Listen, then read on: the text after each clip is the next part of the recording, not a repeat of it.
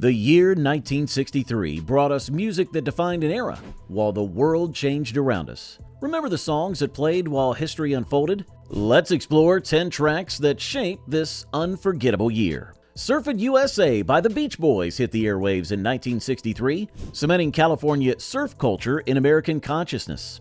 The Beach Boys formed in 1961, when brothers Brian, Dennis, and Carl Wilson teamed up with cousin Mike Love and friend Al Jardine in Hawthorne, California. What many don't know is that Surfin' USA caused significant legal trouble for the group when Chuck Berry's publishers noticed the striking similarity to his 1958 hit, Sweet Little 16. The melody was nearly identical, forcing the Beach Boys to surrender writing credits and royalties to Berry, something Brian Wilson's controlling father and original manager Murray Wilson tried desperately to fight. Fun fact, despite writing songs about surfing and beach culture that defined California to the world, Dennis Wilson was the only actual surfer in the Beach Boys. Brian Wilson, the musical genius behind their harmonies and arrangements, was actually afraid of the water and rarely went to the beach, despite creating the soundtrack for beach culture that lives on decades later. He's So Fine by the Chiffons appears innocent on the surface, He's so fine. but marked a legal precedent in music history. The Chiffons formed in the Bronx in 1960 when the original members were still in high school, with their manager Ronald Mack recognizing their potential and helping craft their signature sound. What's controversial is how their hit became central to one of music's most famous plagiarism cases, when George Harrison's 1970 hit, My Sweet Lord, was found to have subconsciously plagiarized the distinctive melody of He's So Fine.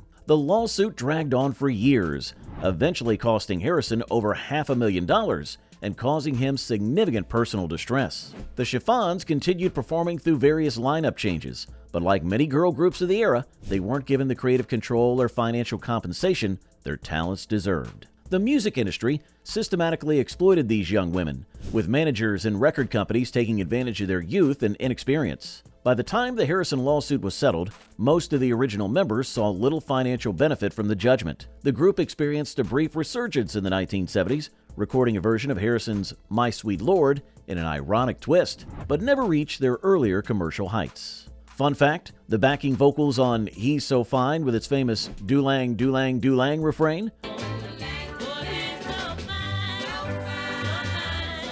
were originally intended as temporary guide vocals to help the lead singer with the melody. When producer Bright Tunes heard the playful placeholder vocals, he insisted they keep them in the final recording, creating one of the most recognizable hooks in early 1960s pop music and demonstrating how sometimes musical accidents create timeless classics. Rhythm of the Rain by the Cascades brought a distinctive sound with its opening thunderstorm effects.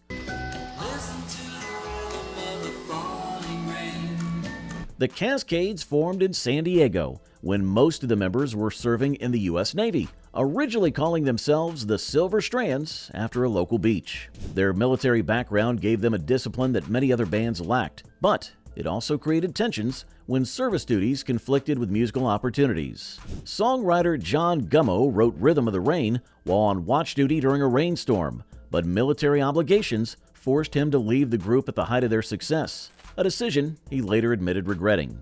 After their brief moment in the spotlight, the Cascades never managed to replicate the success of Rhythm of the Rain, despite releasing numerous follow-up singles. The music industry's rapid changes left them behind, as the British invasion and psychedelic movements transformed popular taste. By the late 1960s, the original lineup had disbanded, though various incarnations of the group continued performing on the oldies circuit. The song, however, has endured as a standard, covered by numerous artists across multiple decades and languages, far outlasting the group's active career. Fun fact, Rhythm of the Rain has been recorded in over 25 different languages worldwide, making it one of the most internationally translated songs in the 1960s. In Japan, the song was especially popular, staying on their charts for over a year and becoming so embedded in their cultural consciousness that many Japanese listeners are surprised to learn it was originally an American song. Hey friends, if you're enjoying this trip down memory lane, share your own memories of these songs in the comments. Hit that like button and subscribe to join our community of music lovers who appreciate the classics that shaped our youth. Your stories matter to us. Blue Velvet by Bobby Vinton. Baby. rescued both the song and Vinton's career from obscurity.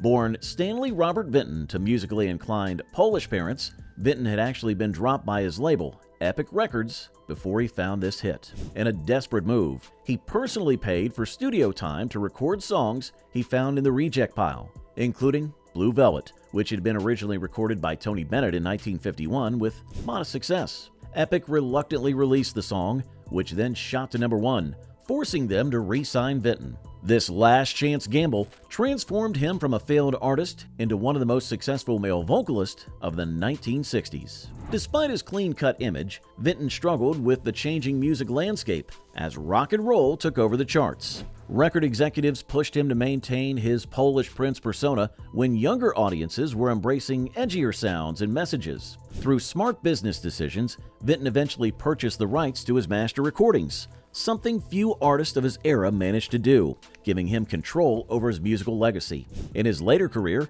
he opened the Bobby Vinton Blue Velvet Theater in Branson, Missouri, where he performed regularly until retiring in 2015, adapting to industry changes by creating his own performance venue. Fun fact, Blue Velvet experienced an unusual cultural resurgence in 1986 when director David Lynch used it prominently in his disturbing neo-noir film of the same name. Lynch's dark, twisted vision contrasted sharply with the song's original romantic intent, creating an eerie juxtaposition that introduced Vinton's music to a new generation in a completely different context. Vinton reportedly had mixed feelings about this recontextualization of his signature song, appreciating the renewed interest, but concerned about the film's disturbing themes.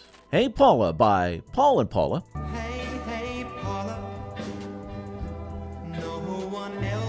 represents a musical industry creation that became reality. Neither performer was actually named Paul or Paula. They were Ray Hildebrand and Jill Jackson, college students who performed the song on a local Texas radio station. The station owner insisted they use the names from the song title to make them more marketable. Their innocent love ballad, written in just 20 minutes, contrasted sharply with their actual relationship. They weren't romantically involved despite record company efforts to present them as a couple. This fabricated image created tensions as they toured, with expectations to maintain a loving facade for promotional purposes. The duo's career was remarkably brief, lasting less than 2 years before Hildebrand abruptly quit in 1964. He later revealed that he couldn't reconcile the growing fame with his religious beliefs and was uncomfortable with the deception involved in their public image. While Jackson attempted to continue as a solo artist with limited success, Hildebrand left the music industry entirely to pursue Christian ministry work. Their meteoric rise and fall exemplifies the manufactured nature of much early 1960s pop music, where image often superseded artistic integrity. Fun fact, Hey Paula was nearly never recorded because both performers were devout Christians who worried about pursuing careers in secular entertainment. Hildebrand was particularly concerned, and their brief success ended largely because of a spiritual crisis over their growing fame. He later returned to music solely in Christian context, occasionally performing Hey Paula at religious gatherings with a new interpretation, focusing on spiritual rather than romantic love. If these songs bring back special memories, we want to hear about them. Share your stories in the comments, and don't forget to subscribe and hit that notification bell so you never miss our trips down memory lane. Your experiences are part of music history, too. My Boyfriend's Back by The Angels delivered a defiant female perspective that was surprisingly bold for its era. My boyfriend is back and you're gonna be in trouble. Hey. Formed in New Jersey in 1961, The Angels consisted of sisters Barbara and Phyllis Albert, along with Peggy Santiglia. They faced significant sexism in the music industry, with male executives and producers often dismissing their creative input and treating them as interchangeable with other girl groups. What most listeners don't realize is that their signature hit was never intended for them at all. It was written as a demo for the Shirelles, but when the group passed on the song, producers allowed the Angels to release their demo version, which became the hit we know today. After their initial success, the Angels struggled with the management control typical of that era, with limited royalties and restrictive contracts that prevented them from capitalizing on their brief fame.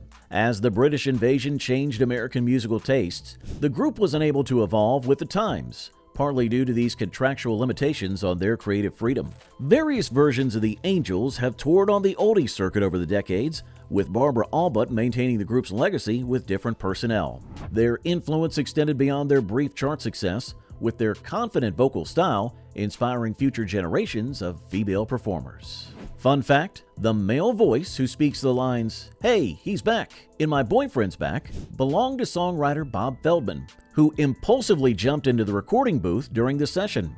This unplanned addition to the track, capturing the spontaneous energy of the recording session, became one of the song's most memorable hooks. Feldman later claimed he was channeling the intimidated reaction of the lying antagonist in the song's narrative, adding an extra layer of storytelling through just two simple exclaimed words. Sukiyaki by Kyu Sakamoto achieved something considered nearly impossible in the American music market.